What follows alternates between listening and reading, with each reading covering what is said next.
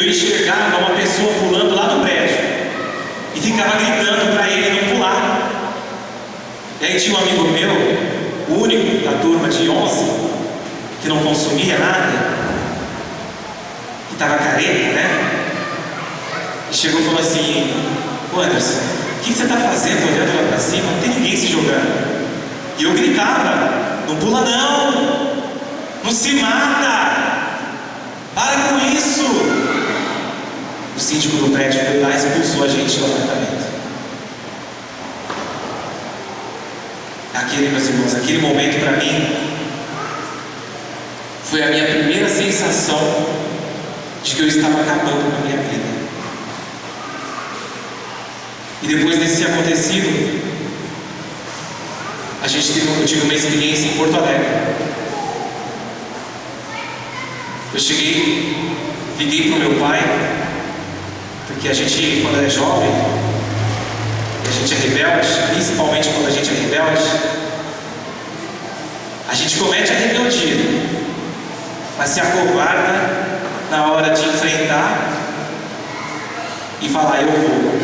Então eu liguei por telefone e falei para meu pai: pai, vou para Porto Alegre.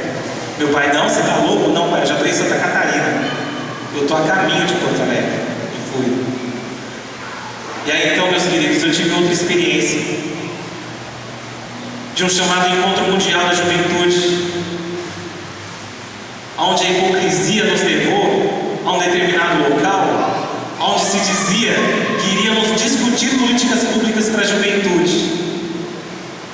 E o que acontecia lá era só drogas, orgias.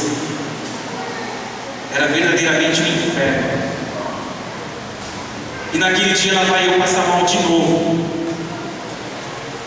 Outra vez, outra experiência que eu tive. Quase que morri naquele dia. E mesmo assim eu não acordei. Voltei para casa. 3 dias depois do acontecido, eu pensei comigo: Senhor, será que vale a pena tudo aquilo que eu estou vivendo? Porém eu não reconhecia que dentro de mim existia um Deus egoísta, ou melhor, que eu era egoísta, que esse Deus era só meu. Eu taxava Deus na minha vida de uma forma que Ele me servisse, que Ele estivesse disponível apenas para mim, e me prendia, me isolava. Eu nem imaginava também que estava iniciando um processo de depressão. Mesmo na rebeldia, eu sempre fui na igreja, aos domingos só, aos domingos. Porque cristão que é cristão não vai à missa só aos domingos. Mesmo na rebeldia, eu ia na missa aos domingos, mas ficava lá na porta. Os meus amigos que caminhavam me chamavam para entrar para dentro, mas eu não tinha coragem. Porque mesmo estando naquele estado emocional e também sendo um pouco mais que egoísta, eu achava que sempre estava certo. Foi então que eu conheci minha esposa. Conheci minha esposa na porta da igreja. Nós conversamos. Ela era vocacionada. Ela ficou 5 anos como vocacionadas. Ela ficou uma boa parte do tempo, esses 5 anos, no Mosteiro Santa Teresinha, na Praça da Árvore. E aí já bateu o medo. Oh, meu Senhor, é a responsabilidade. Mas mesmo assim eu não queria nada sério. E a gente foi levando. Conheci a minha esposa, nós começamos a namorar. E eu fui devagar, compreendendo as coisas de Deus. Mesmo assim, e ainda existia uma pedra que estava no meu caminho. Ainda existiam muralhas, obstáculos que não me deixavam ir além daquilo que eu poderia ir. E aí, meus queridos, 1 ano e 2 meses de namoro, a minha esposa ficou grávida. A gente estava noivo, não tínhamos casado ainda. E aí eu fiquei desesperado. Aí bateu o desespero. Então resolvemos nos casar. Eu ainda mesmo depois de casado ainda continuava um pouco rebelde. E quando meu filho nasceu, foi o primeiro sinal da minha restauração. Porque a partir do nascimento do meu filho, eu comecei a perceber o sentido da minha vida. Qual seria a minha missão? E aí aquele amor incondicional que eu tinha pelo meu filho me fez refletir o amor de Deus por nós e o porquê que Ele entregou o seu filho para nos salvar. E mesmo assim, tendo essa análise em minha vida, ainda mantinha distante de Deus. A minha esposa sempre frequentando um grupo de oração, ela sempre me chamava para ir para o grupo de oração, mas eu ia emburrado. Eu ia aqui emburrado. E ainda questionava. Questionava ela ir para o grupo de oração para quê?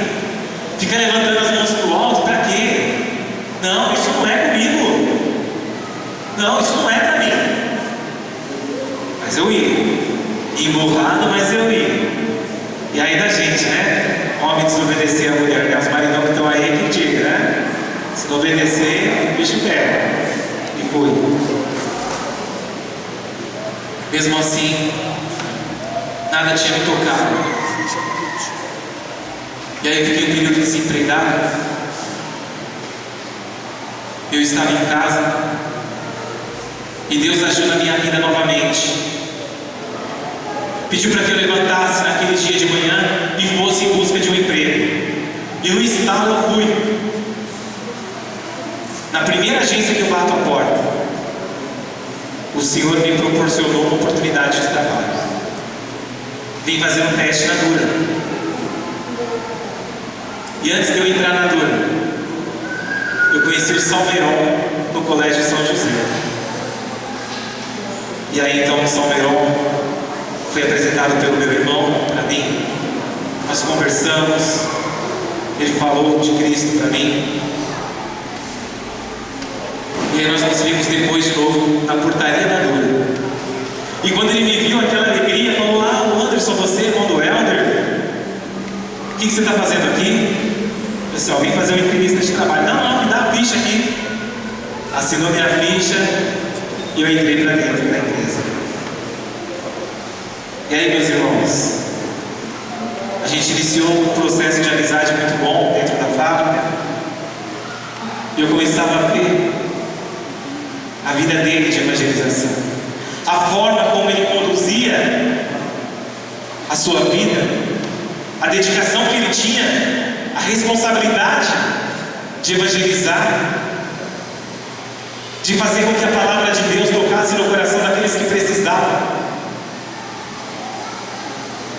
E um certo dia ele chegou e falou para mim assim: Anderson, tem um grupo de oração lá no Parque América que eu gostaria de convidar você e sua esposa para estar participando. Foi a primeira vez que ele me chamou.